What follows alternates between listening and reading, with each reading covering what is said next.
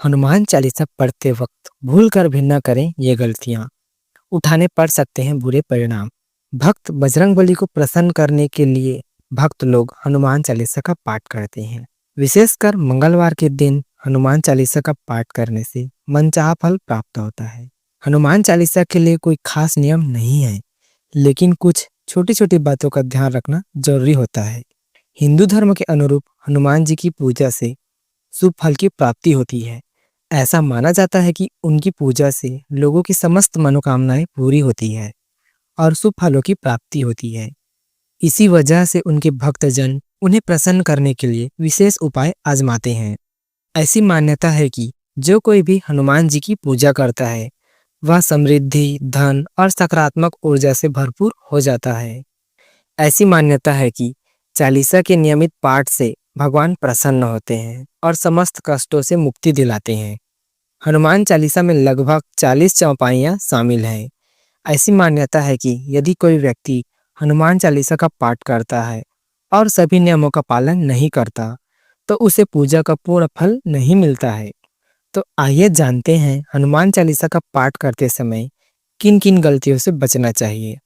लेकिन उससे पहले अगर आप भी चाहते हैं कि बजरंगबली का आशीर्वाद आप पर हमेशा बना रहे तो इस वीडियो को एक लाइक करें और चैनल को सब्सक्राइब कर लें और कमेंट बॉक्स में जय बजरंगबली जरूर लिखें। नंबर 1, किसी भी बीच की चौपाई से पाठ शुरू करना। ज्योतिष मान्यताएं, जब कोई व्यक्ति सही तरीके से हनुमान चालीसा का जाप करता है तो उसे बहुत लाभ होता है। वहीं आपको कभी भी चालीसा का पाठ किसी भी बीच की चौपाई से नहीं करना चाहिए। अगर आप हनुमान चालीसा पढ़ेंगे तो इसे एक साथ पूरा क्रमबद्ध तरीके से पढ़कर ही उस स्थान से उठना चाहिए। कभी भी बीच में किसी चौपाई से पाठ शुरू ना करें। कोई भी पाठ अगर आप कर रहे हैं तो उसे सच्चे मन से करना चाहिए, अन्यथा पाठ करने का फल कभी नहीं मिलता। नंबर 2, साफ तन और मन से पाठ करना। ऐसी मान्यता है कि यदि आप घर में हनुमान चालीसा का पाठ करते हैं तो हमेशा शुद्ध तन और मन से मंदिर में दीपक प्रज्वलित करके हनुमान जी का ध्यान करते हुए पाठ करें। नंबर 3, तामसिक भोजन और मंदिरा का सेवन। यदि आप हनुमान चालीसा का पाठ करते हैं तो सुनिश्चित करें कि आपको भूलकर भी तामसिक भोजन या मंदिरा का सेवन नहीं करना चाहिए।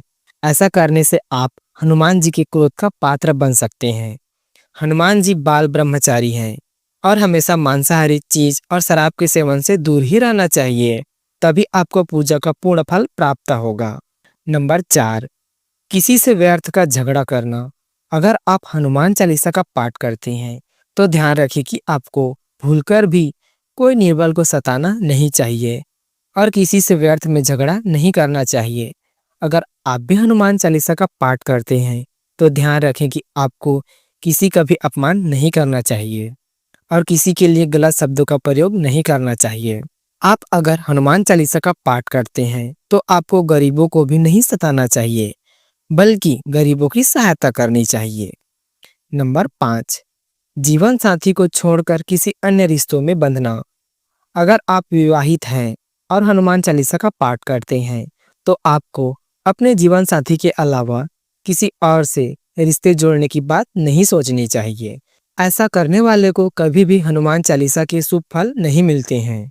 किसी विवाहित पुरुष को किसी अन्य स्त्री से संबंध नहीं रखना चाहिए। अगर कोई स्त्री भी हनुमान चालीसा का नियमित पाठ करती है तो उस स्त्री को भी अपने पति के अलावा अन्य पुरुष से संबंध नहीं रखना चाहिए। अगर किसी स्त्री की शादी नहीं हुई है तो उसे पराये पुरुष से दूर ही रहना चाहिए। अगर कोई व्यक्ति हनुमान चालीसा का पाठ करता है तो उसे इन बातों का ध्यान रखना बहुत जरूरी है। नंबर 6, गरीबों और जानवरों को सताना नहीं चाहिए। अगर आप घर की समृद्धि के लिए हनुमान चालीसा का पाठ करते हैं तो भूल कर भी कोई जानवर और गरीब को न सताएं। ऐसा करने से पूजा का फल नहीं मिलता है और घर में दुख बने रहते हैं। घर में नकारात्मक ऊर्जा का वास हो जाता है और घर से सुख समृद्धि हमेशा के लिए चली जाती है। अगर आप हनुमान चालीसा का पाठ करते हैं तो आपको किसी भी प्रकार का अपराध नहीं करना चाहिए। आपको किसी के साथ छल कपट करने से भी बचना चाहिए और झूठ नहीं बोलना चाहिए। अगर आपके मन में किसी के प्रति छल कपट और द्वेष है तो इससे आपको पूजा का पूर्ण फल कभी नहीं मिलेगा। नंबर 8, हनुमान चालीसा पढ़ने में जल्दी ना करें। जब आप हनुमान चालीसा का पाठ करते हैं, तब आपको कभी भी जल्दबाजी नहीं करनी चाहिए और कभी भी इसके किसी श्लोक का उच्चारण गलत तरीके से करना चाहिए। इसका पाठ हमेशा धैर्यपूर्वक करना चाहिए। नंबर 9, राम का नाम लिए बिना न करें शुरुआत।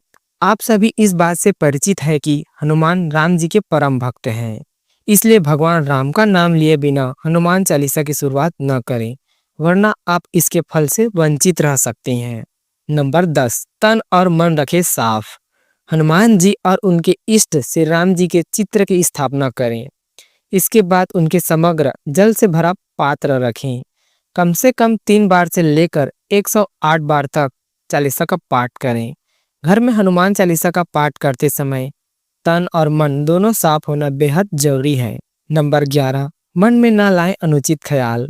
हनुमान चालीसा का पाठ करते समय मन में किसी भी प्रकार का अनुचित ख्याल नहीं आना चाहिए। प्रयास करें कि चालीसा का पाठ करते समय रोज एक ही हो। विशेष दशाओं में यात्रा तथा सोते समय भी चालीसा का पाठ कर सकते हैं। नंबर 12, मंगलवार और शनिवार को हनुमान जी के दर्शन। हनुमान चालीसा का पाठ करने वालों को मंगलवार और शनिवार को हनुमान मंदिर में जाकर हनुमान जी के दर्शन जरूर करना चाहिए। यदि मंगलवार को शनिवार को हनुमान जी के मंदिर में उनके सामने घी का दीपक जलाने से और हनुमान चालीसा का पाठ वहीं बैठकर करने से बड़े से बड़े कष्ट दूर हो जाते हैं। नंबर 13, कभी भी गलत संगत वाले लोगों के साथ में न रहें।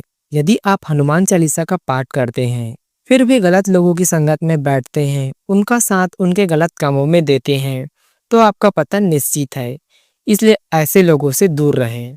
नंबर 14, ज्योतिष के अनुरूप मंगलवार के दिन 3 बार पाठ करना बेहद शुभ माना जाता है।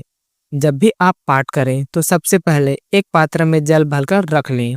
उसके बाद जब हनुमान चालीसा का पाठ संपन्न हो जाए, जल को ग्रहण कर लें। इसका लाभ तो मिलेगा ही, साथ ही हनुमान जी भी जमकर अपनी कृपा बरसाएंगे। नंबर 15, सूतक काल परिवार में जब किसी इंसान की मृत्यु हो जाती है तो वहाँ सूतक काल माना जाता है। जब तक ये सूतक काल रहता है तब तक हमें हनुमान सहित किसी भी देवी देवता की पूजा नहीं करना चाहिए। इस दौरान मंदिर में भी प्रवेश न करें। प्रिय दोस्तों, आपको यह वीडियो कैसा लगा हमें कमेंट करके जरूर बताएं। अगर आप माता लक्ष्मी और हनुमान जी के सच्चे भक्त हैं और आप माता लक्ष्मी और हनुमान जी का प्रेम आशीर्वाद पाना चाहते हैं, साथ ही चाहते हैं कि माता लक्ष्मी और हनुमान जी का आपके घर में वास हो और आप माता लक्ष्मी और हनुमान जी को प्रसन्न करना चाहते हैं, तो जल्दी से वीडियो को लाइक करें और अपने YouTube चैनल जीवन यात्रा को सब्सक्राइब करें और कमेंट बॉक्स में जय लक्ष्मी माता और जय बजरंगबली जरूर लिखें। दोस्तों, यह तमाम जानकारी जन रुचि को ध्यान में रखकर दी जा रही है। ज्योतिष और धर्म के उपाय और सलाह को अपनी आस्था और विश्वास पर आजमाएं। वीडियो का उद्देश्य मात्र आपको बेहतर सलाह देना है। इस संदर्भ में हम किसी भी प्रकार का कोई दावा नहीं करते हैं। दोस्तों, वीडियो अच्छी लगी हो तो लाइक और सब्सक्राइब जरूर करें। धन्यवाद।